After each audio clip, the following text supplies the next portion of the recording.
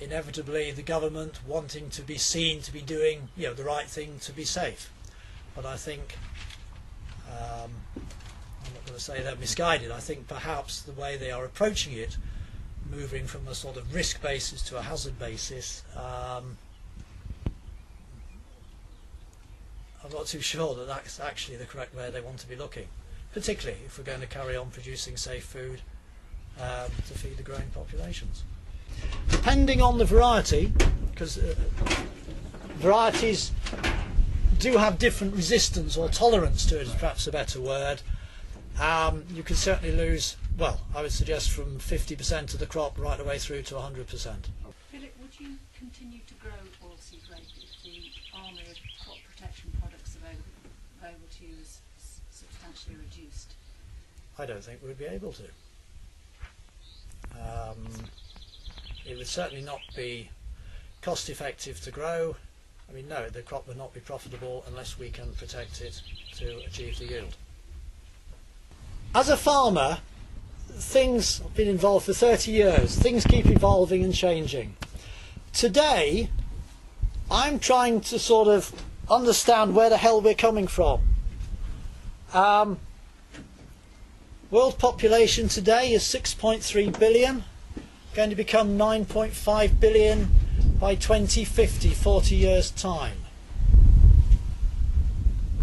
The finite area of land capable of producing food is shrinking alarmingly, either because it's going under concrete, new towns, whatever, or because there are problems with water availability globally. Okay, that's sort of big global stuff rather than me, little farmer in East Yorkshire. I'm getting conflicting approaches. On the one hand, I'm being asked to produce safe, wholesome food, and more of it, as cheaply as possible. And we can talk about food prices and food riotings for shortages elsewhere around the world.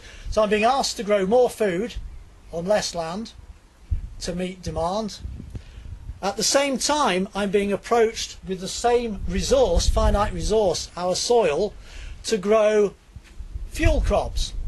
And you've seen an example of willow for biomass, as a replacement fuel crop there.